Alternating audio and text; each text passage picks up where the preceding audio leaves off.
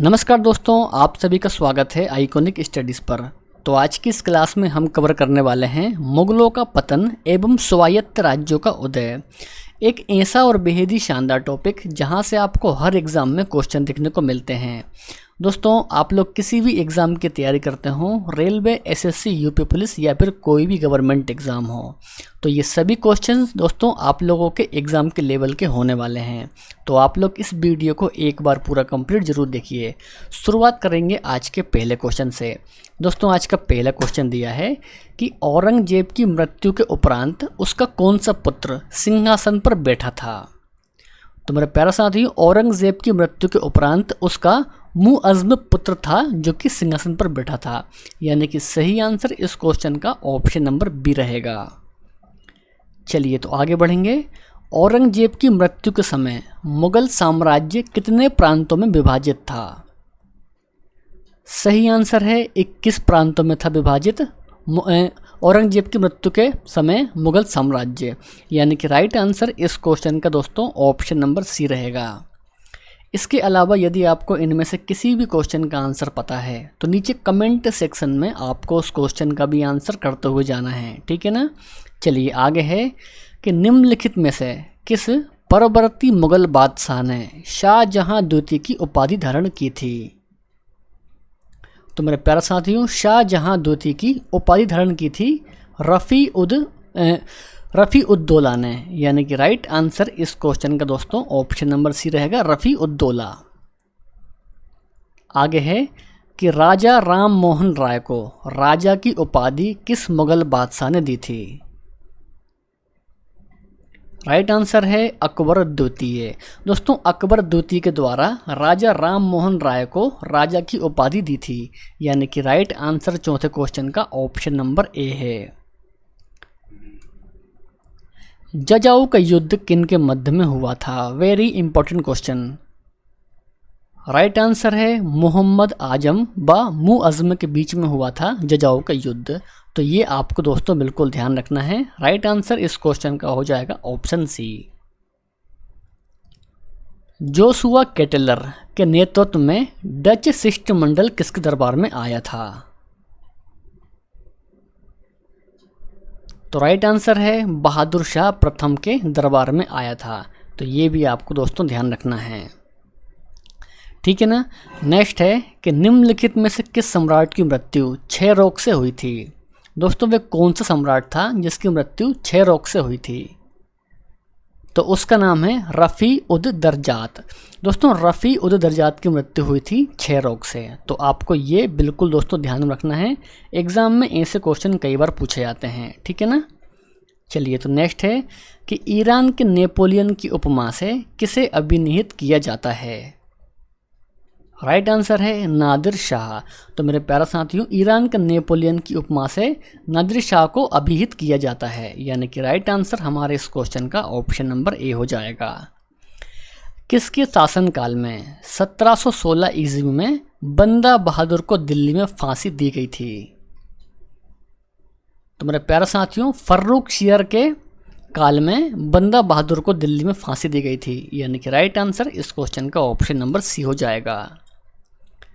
Fall of the Mughal empire किसकी पुस्तक है। बिल्कुल दोस्तों स्टार मार्क करेंगे इस क्वेश्चन को हम। राइट आंसर है यदुनाथ सरकार। तो मेरे प्यारे साथियों, fall of the Mughal empire ये पुस्तक है यदुनाथ सरकार की। मुगल बादशाह आलमगीर द्वितीय के समय पंजाब में सूबेदार एक महिला थी जिसका नाम था। दोस्तों, क्या नाम था उस महिला का जो कि पंजाब में सूबेदार थी। तो उसका नाम था दोस्तों मुगलानी बेगम। तो मेरे प्यारे साथियों, मुगलानी बेगम थी पंजाब में सूबेदार नाम की महिला। वह एकमात्र मुगल सम्राट कौन था जिसने अपने नाम के पहले सैयद उपाधि धारण की थी। तो वह था मुअज़्ज़म। आगे है, वे कौन सा प्रथम व अंतिम मुगल सम्राट था जिसने वास्तविक सत्ता का उपयोग किया था। दोस्तों बताइए, वे कौन सा मुगल सम्राट था जिसने वास्तविक सत्ता का उपयोग किया था। सही उत्तर है बहादुर शाह प्रथम। तो मेरे प्यारे साथियों, बहादुर शाह प्रथम के द्वारा वास्तविक सत्ता का उपयोग किया गया था, यानी कि राइट आंसर इस क्वेश्चन का हमारा हो जाएगा ऑप्शन नंबर बी। ठीक है ना। चलिए दोस्तों, तो आगे बढ़ेंगे। निम्नलिखित मुगल सम्राटों में से किसने सबसे कम समय तक शासन किया था? दोस्तों, सबसे कम समय तक शासन करने वाला मुगल सम्राट था रफ़ी उद दरजात, यानी कि राइट आंसर इस क्वेश्चन का दोस्तों ऑप्शन नंबर बी हो जाएगा। ठीक है ना। चलिए, तो आगे है कि सैयद बंधुओं के दमन में किस गुट ने मुख्य भूमिका निभाई थी? राइट आंसर है तुरानी दल ने दोस्तों मुख्य भूमिका निभाई थी सैयद बंधुओं के दमन में। तो राइट आंसर इस क्वेश्चन का हमारा ऑप्शन नंबर सी रहेगा। चलिए, तो आगे है, निम्नलिखित में से किस मुगल शासक के समय मुगलों के द्वारा सिक्का ढालना बंद हो गया था? तो मेरे प्यारे साथियों, सिक्का ढालना बंद हो गया था अकबर द्वितीय के काल में। तो ये भी दोस्तों आपको बिल्कुल ध्यान में रखना है। नेक्स्ट क्वेश्चन है कि जिज मोहम्मद शाही पुस्तक जो नक्षत्रों के ज्ञान से संबंधित है कि लेखक कौन है? तो हमारे इस क्वेश्चन का सही उत्तर रहेगा जयपुर के सवाई जयसिंह। तो मेरे प्यारे साथियों, जिज मोहम्मद शाही ये पुस्तक है जयपुर के सवाई जयसिंह जी की, है ना। तो सही उत्तर इस क्वेश्चन का रहेगा ऑप्शन नंबर सी। चलिए, आगे है कि निम्नलिखित में से किस मुगल सम्राट ने अंग्रेजों को बंगाल में शुल्क मुक्त व्यापार की सुविधा प्रदान की थी? बिल्कुल दोस्तों, टॉप लेवल का क्वेश्चन है। तो मेरे प्यारे साथियों, बंगाल में शुल्क मुक्त व्यापार की सुविधा प्रदान की थी फर्रुखशियर ने, यानी कि राइट आंसर इस क्वेश्चन का रहेगा फर्रुखशियर, यानी कि ऑप्शन नंबर डी। चलिए, तो आगे है, अंतिम मुगल सम्राट बहादुर शाह द्वितीय के पिता का नाम क्या था? दोस्तों, ये क्वेश्चन परीक्षाओं में कई बार रिपीट हुआ है। तो इस क्वेश्चन का सही आंसर है अकबर शाह द्वितीय। दोस्तों, अकबर शाह द्वितीय था अंतिम मुगल सम्राट बहादुर शाह जफर द्वितीय के पिता का नाम। तो ये भी आपको ध्यान रखना है। हमारा 20 क्वेश्चन है कि निम्नलिखित में से किसके शासनकाल में बंगाल की सूबेदारी वंशानुगत हो गई थी? तो सही उत्तर है मुर्शिद कुली खां। तो मेरे प्यारे साथियों, मुर्शिद कुली खां के काल में बंगाल की सूबेदारी वंशानुगत हो गई थी। तो ये भी आपको ध्यान रखना है। चलिए, 21 है, कौन सा मुगल बादशाह रंगीला के नाम से जाना जाता था? तो मेरे प्यारे साथियों, रंगीला बादशाह के नाम से जाना जाता था मोहम्मद शाह। राइट आंसर इस क्वेश्चन का ऑप्शन नंबर सी हो जाएगा। चलिए, तो आगे बढ़ेंगे दोस्तों। 22वां क्वेश्चन दोस्तों हमारा कि निम्नलिखित में से कौन रुहेला सरदार अहमद शाह अब्दाली का विश्वास पात्र था? सही उत्तर है नजीब खान। दोस्तों, नजीब खान था रोहिला सरदार अहमद शाह अब्दाली का विश्वास पात्र। चलिए, आगे है, केरल के राजा मार्तंड वर्मा के बारे में निम्नलिखित में से कौन सा कथन सही नहीं है? राजा मार्तंड वर्मा के बारे में दोस्तों इनमें से कौन सा वे कथन है जो कि सही नहीं है?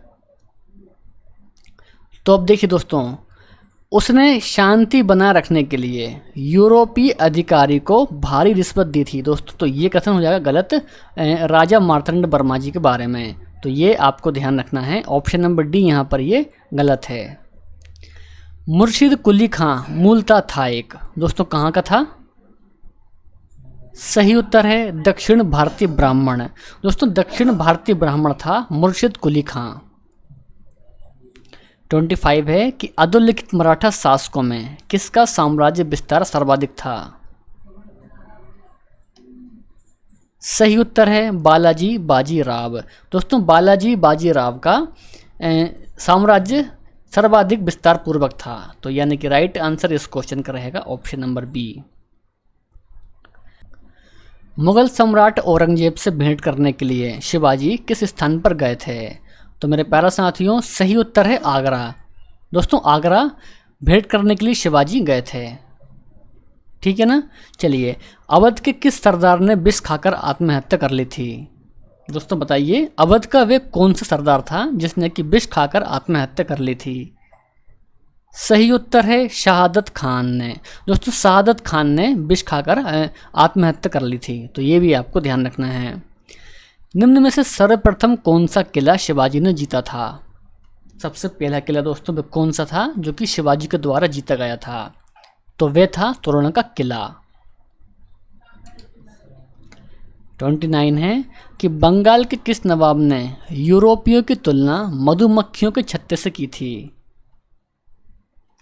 सही उत्तर है अली बर्दी खान ने। दोस्तों अली बर्दी खान ने यूरोपियों की तुलना मधुमक्खियों के छत्ते से की थी। तो ये भी आपको दोस्तों ध्यान रखना है। निम्नलिखित में से बंगाल का वे कौन सा नवाब था जिससे मराठाओं ने नजराना वसूल किया था? तो मेरे प्यारे साथियों, मराठाओं ने नजराना वसूल किया था अली बर्दी खान से, यानी कि राइट आंसर इस क्वेश्चन का हो जाएगा ऑप्शन नंबर सी। पानीपत के तृतीय युद्ध में मराठाओं के विरुद्ध अवध के शासक शुजा उद दौला ने किस कारण अब्दाली को संयोग किया था? दोस्तों वे कारण था अपने साम्राज्य की सुरक्षा के लिए। तो ये भी आपको दोस्तों ध्यान रखना है। नेक्स्ट है कि तीसरे आंग्ल मैसूर युद्ध को रोकने के लिए टीपू सुल्तान ने अंग्रेजों के साथ कौन सी संधि की थी? राइट आंसर है श्रीरंगपट्टनम की संधि की थी दोस्तों, तीसरे आंग्ल मैसूर युद्ध को रोकने के लिए। राइट आंसर इस क्वेश्चन का हो जाएगा ऑप्शन नंबर बी। ठीक है ना। चलिए आगे है, वर्ष 1757 में सिराजुद्दौला किसके द्वारा पराजित किया गया था?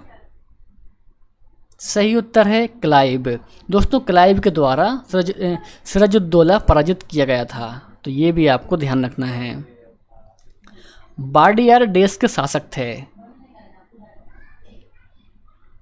तो राइट आंसर रहेगा मैसूर रियासत के। दोस्तों मैसूर रियासत के शासक थे वाडियार।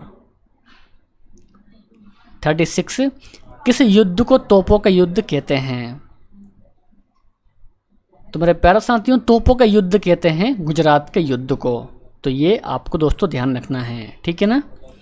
चलिए आगे है कि निम्नलिखित में से किस मुगल सम्राट का वास्तविक नाम अली गौहर था? दोस्तों अली गौहर नाम था शाह आलम द्वितीय का। तो शाह आलम द्वितीय हमारे इस क्वेश्चन का राइट आंसर है। 38 है कि निम्नलिखित में से अवध के स्वायत्त राज्य का संस्थापक कौन था? तो मेरे प्यारे साथियों, स्वायत्त राज्य का संस्थापक था शहादत खां बुरहान उल मुल्क। तो मेरे प्यारे साथियों, अवध के स्वायत्त राज्य का संस्थापक था शहादत खां बुरहान उल मुल्क। ठीक है ना। नेक्स्ट है कि ईस्ट इंडिया कंपनी के नेतृत्व में रॉबर्ट क्लाइव का उत्तराधिकारी निम्नलिखित में से कौन था? तो मेरे प्यारे साथियों, हेस्टिंग। दोस्तों हेस्टिंग था रॉबर्ट क्लाइव का उत्तराधिकारी। प्लासी के युद्ध के बाद भारत के लिए शाश्वत दुख की काली रात का आरंभ हुआ था। तो ये किस बांग्ला कवि का कथन था? तो मेरे प्यारे साथियों, ये कथन था नवीन चंद्र सेन का। नेक्स्ट है 41 कि निम्न में से किस ब्रिटिश जनरल ने हैदर अली को पोर्टो नोवा के युद्ध में पराजित किया था? पोर्टो नोवा के युद्ध में। तो मेरे प्यारे साथियों, सही उत्तर रहेगा सर आयर कूट ने। महाराज रंजीत सिंह के उत्तराधिकारी कौन थे? सही उत्तर है खड़ग सिंह। दोस्तों खड़ग सिंह थे महाराजा रंजीत सिंह के उत्तराधिकारी। चलिए नेक्स्ट है, बंगाल में कंपनी के अधिकारियों के द्वारा दस्तकों के दुरुपयोग करने के कारण किस नवाब से उनके संबंध बिगड़ गए थे? सही उत्तर है मीर कासिम से। चलिए तो आगे है, निम्नलिखित में से किसके काल में ब्लैक होल की घटना हुई थी? दोस्तों ब्लैक होल की जो घटना हुई थी वह हुई थी सिराजुद्दौला के काल में। तो राइट आंसर इस क्वेश्चन का ऑप्शन डी है। ठीक है ना। निम्नलिखित भारतीय शासकों में से कौन था जिसने विदेशों में आधुनिक पद्धति से दूतावास स्थापित किए थे? आधुनिक पद्धति से दूतावास स्थापित किए थे। सही उत्तर है टीपू सुल्तान ने।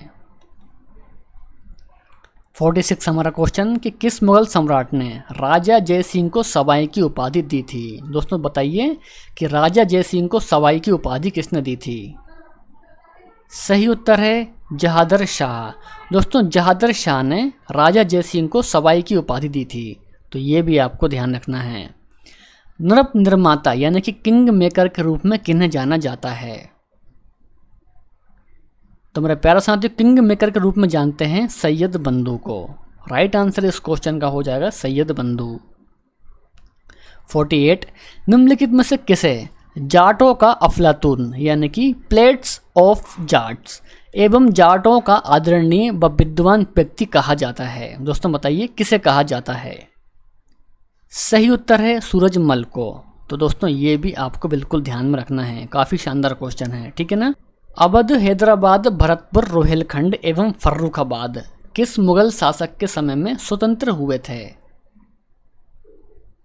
राइट आंसर है मोहम्मद शाह रंगीला के काल में। किस राज्य के शासक नवाब वजीर कहलाते थे? तो मेरे प्यारे साथियों, नवाब वजीर कहलाते थे अवध के नवाब। तो ये भी आपको ध्यान रखना है। 1787 ईस्वी में टीपू सुल्तान ने अपनी राजधानी कहाँ पर स्थापित की थी? राइट आंसर है श्रीरंगपट्टनम में। हैदर अली की मृत्यु 1782 में किस युद्ध के दौरान हुई थी? तो मेरे प्यारे साथियों, हैदर अली की मृत्यु हुई थी द्वितीय आंग्ल मैसूर युद्ध में, यानी कि राइट आंसर इस क्वेश्चन का हो जाएगा ऑप्शन नंबर बी। मेरे प्यारे साथियों, आज के लिए बस इतना ही। आज का ये वीडियो आपको कैसा लगा कमेंट बॉक्स में आपकी राय जरूर बताएं। वीडियो पसंद आया हो तो वीडियो को लाइक कर दीजिए, अपने दोस्त और भाई बहन में इस वीडियो को शेयर भी कर दीजिए। तो मिलेंगे नेक्स्ट वीडियो में। जय हिंद, वंदे मातरम।